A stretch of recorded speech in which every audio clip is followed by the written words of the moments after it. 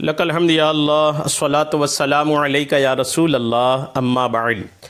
سلسلہ ہے تذکرہ اسلاف کا۔ اس مبارک اور بابرکت سلسلے میں ہم اپنے اسلاف کا، بزرگان دین کا، اپنے اکابرین کا ذکر خیر، ان کے ولادت کی تاریخ اور وصال کی تاریخوں پر کرنے کی سعادتیں حاصل کرتے ہیں۔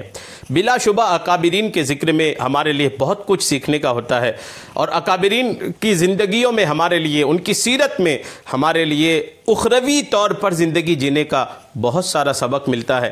ہمیں چاہیے کہ اپنے اکابرین کو پڑھیں، اپنے اسلاف کو پڑھیں، اور ان کی طرز زندگی کو، ان کے طریقہ کار کو اپنانے کی سعادتیں حاصل کریں۔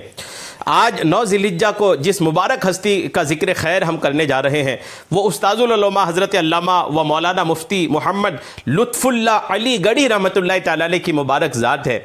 مفتی صاحب قبلہ رحمۃ اللہ تعالی علیہ کا ذکر خیر آج 9 ذی الحجہ کو ہم اس مناسبت سے کرنے جا رہے ہیں کہ 9 ذی الحجہ 1334 ہجری کو حضرت کے وصال کی تاریخ ہے۔ 9 ذی الحجہ 1334 حضرت کے عرس کی تاریخ ہے۔ آج بھی ذی الحجہ کی 9 تاریخ ہے، 1442 ہجری ہے۔ ہم حضرت کی بارگاہ میں خراج عقیدت پیش کرنے جا رہے ہیں، حضرت کی بارگاہ میں عقیدت کے نذرانے پیش کرنے جا رہے ہیں۔ آپ بھی اکابرین کے تذکرے میں شامل رہیے، اپنے بڑوں کا ذکر سنیے، دیکھیے، اور دوسروں تک یہ ذکر پہنچانے کی سعادتیں حاصل کیجیے۔ بلا شبہ اللہ والوں کے ذکر کے وقت اللہ کی رحمتوں کا نزول ہوتا ہے۔ ان رحمتوں کا خود بھی حقدار بنیے، اور دوسروں کو بھی اس کا موقع اس طرح کے بیانات کو شیئر کر کے عطا کیجیے۔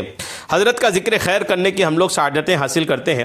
حضرت استاذ العلماء علامہ و مولانا مفتی محمد لطف اللہ علی گڑھی رحمۃ اللہ تعالی علیہ پلکھنہ ضلع علی گڑھ یوپی میں 1244 ہجری میں آپ کی ولادت ہوئی۔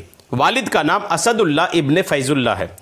مقامی معلموں سے ابتدائی درسیات پڑھنے کے بعد مدرسہ فیض عام کانپور میں مفتی عنایت احمد کاکوروی رحمۃ اللہ تعالی علیہ سے مروجہ علوم و فنون کی تکمیل کی۔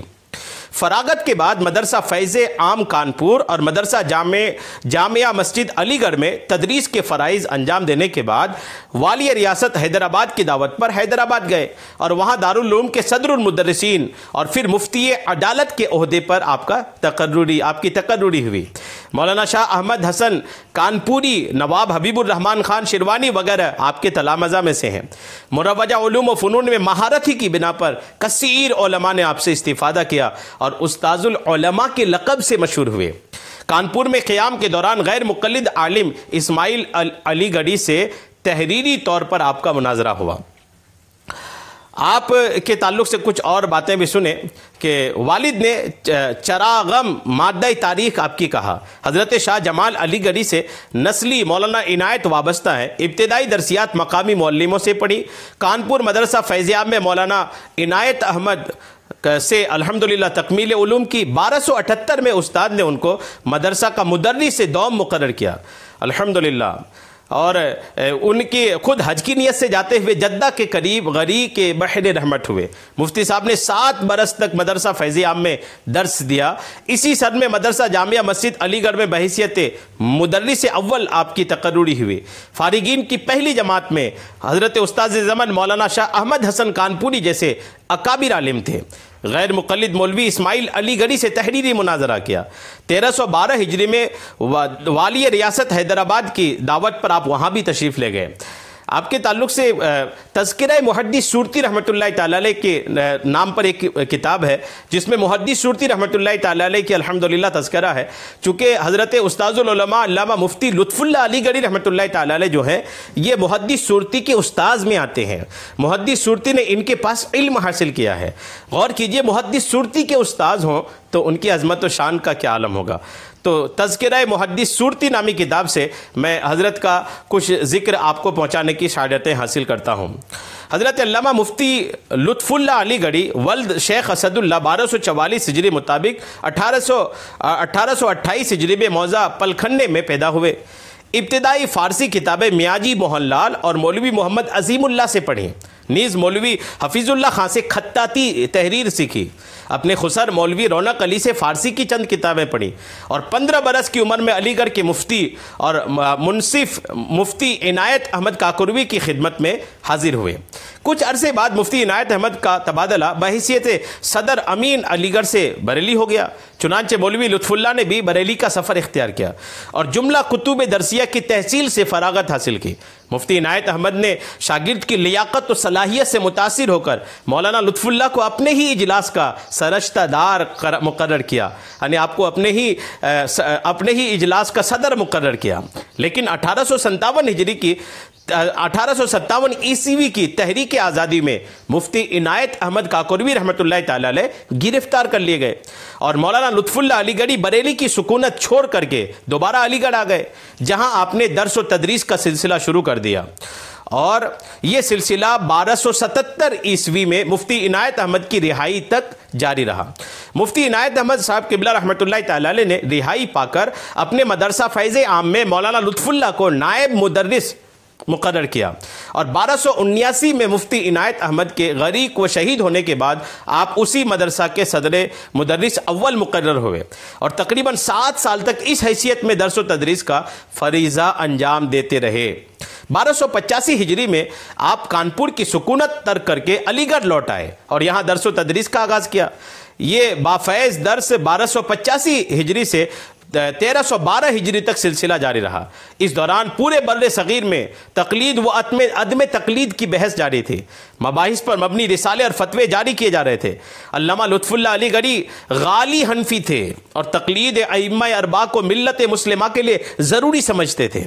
آپ نے بھی اس بحث میں بڑھ چڑھ کر حصہ لیا، تقلید کی حمایت میں کئی رسالے تحریر کیے اور متعدد فتاوی پر تصدیقی مواہیر ثبت کیں۔ علی گڑھ میں عدم تقلید کے حامیوں کی ایک بڑی تعداد موجود تھی، چنانچہ آپ کو کسی نے زہر دے دیا۔ اگرچہ آپ اس حادثہ جانکاہ سے جانبر ہو گئے، یعنی اس زہر سے آپ بچ گئے، آپ کی زندگی محفوظ رہ گئی، مگر اس حادثے کی وجہ سے علی گڑھ سے آپ کی طبیعت اچاٹ ہو گئی۔ درس و تدریس کا سلسلہ کچھ عرصہ کے لیے منقطع ہو گیا اور آپ نے گوشہ نشینی اختیار کر لی۔ بعد میں نواب حیدرآباد دکن کو جب اس سانحہ کی اطلاع ملی تو انہوں نے آپ کو حیدرآباد بلا بھیجا اور ریاست میں آپ کو مفتی کے عہدے پر فائز کیا، اور اسی حیثیت میں 8 اکتوبر 1916 کو آپ نے داعی اجل کو لبیک کہا۔ مولانا فیض احمد فیض نے حضرت پیر مہر علی شاہ گولروی کی سوانح مہر منیر میں لکھا ہے کہ مولانا لطف اللہ علی گڑھی نے ابتداً کانپور اور پھر علی گڑھ میں علوم دینیا کی اشاعت کے سلسلے میں وہ کارہائے نمایاں انجام دیے کہ ہندوستان کی علمی دنیا نے ان کا استاذ العلماء کے خطاب سے اعتراف کیا۔ اس دور کے نامور علماء دین میں شاید ہی کوئی ایسا ہوگا جس نے استاذ العلماء کے گلشن علم سے فیض حاصل نہ کیا ہو۔ اس وقت حضرت علامہ لطف اللہ علی گڑھی کی شاگردی الحمدللہ فضل و کمال کی سب سے بڑی سند شمار ہوتی تھی۔ حضرت مولانا لطف اللہ علی گڑھی علماء ربانیین کا نمونہ اور زہد و تقوی اور خدا پرستی کا پیکر تھے۔ طبیعت بے حد مرنج پائی تھی، نہ کسی کو رنجیدہ کرنا ہے نہ خود رنجیدہ ہونا ہے، خوش رہنا ہے خوش رکھنا ہے، ایسی آپ کی طبیعت تھی۔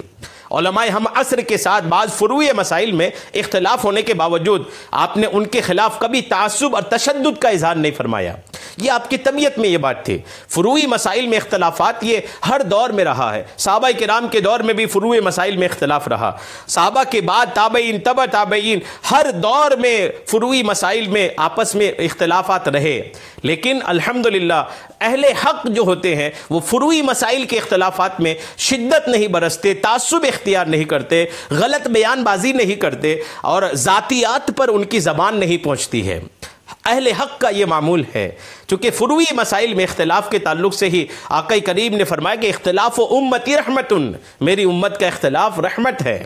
تو یہ دھیان رکھنی چاہیے۔ استاذ العلماء حضرت علامہ مفتی لطف اللہ علی گڑھی رحمۃ اللہ تعالیٰ علیہ کبھی بعض علماء سے بعض فروعی مسائل میں اختلاف ہوا، لیکن اس اختلاف کو فروعی مسائل کی حد تک انہوں نے رکھا، اس کو تعصب کا آپ نے وجہ نہیں بنائی، آپ تشدد کا اظہار نہیں فرمایا۔ آپ کی الحمدللہ یہ ایک بہت بہترین عادت تھی۔ انہی پاک منش بزرگان دین کے انفاس قدسیہ کی برکت تھی کہ ایسے نازک دور میں جبکہ حکومت برطانیہ اور اس کے ہوا خواہ ہندوستان میں علوم اسلامیہ کو ختم کرنے کی ٹھان چکے تھے، مدارس اسلامیہ کا وجود باقی رہا اور علوم دین کے سرچشمے جاری رہے۔